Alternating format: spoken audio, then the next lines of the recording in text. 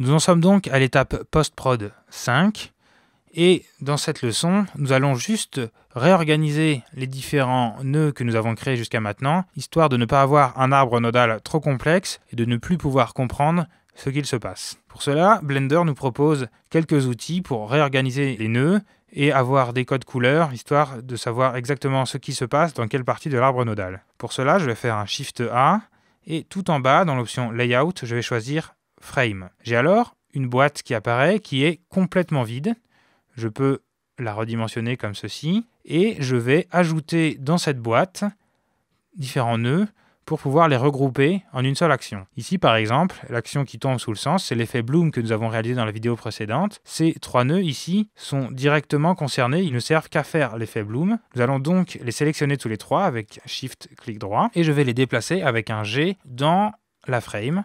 Automatiquement, celle-ci se redimensionne et je vois que lorsque je la déplace maintenant avec un clic gauche, eh bien, les trois nœuds, eux aussi, sont déplacés tout simplement. Lorsque je dézoome, je vois déjà que c'est plus clair. J'ai ici trois nœuds qui sont reliés et qui font une seule opération. Sur le panneau latéral, ici, je peux définir les propriétés de cette frame. Pour cela, je vais cliquer ici sur Node et je choisis le nom que je peux lui donner. Je peux lui donner Effet Bloom.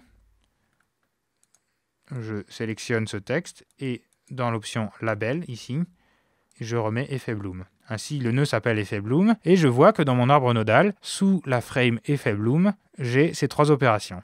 Je peux également définir une couleur personnalisée, par défaut c'est gris, et je peux choisir, par exemple, que pour l'Effet Bloom, je vais avoir quelque chose de légèrement jaune. Tout de suite, on voit que lorsque l'on dézoome, c'est beaucoup plus clair. Déjà, nous voyons les opérations que nous faisons. Ici, il s'agit de l'Effet Bloom, c'est plus clair.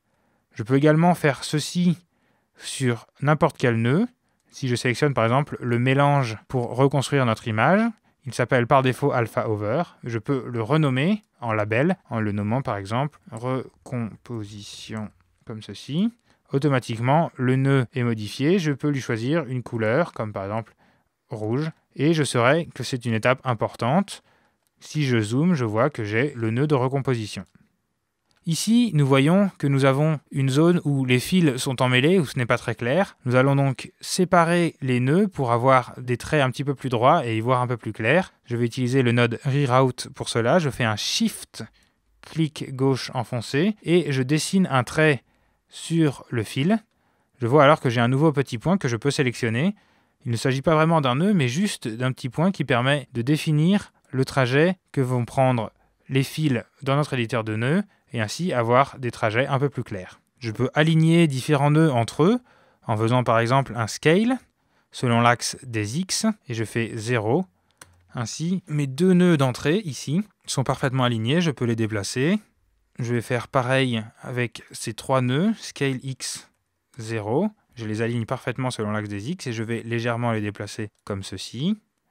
Je vais ensuite éviter d'avoir des traits qui se superposent les uns aux autres. Et maintenant, si je regarde mon arbre nodal, il est déjà beaucoup plus clair. Nous allons pouvoir continuer les opérations et créer de nouveaux effets de post-production sur notre image.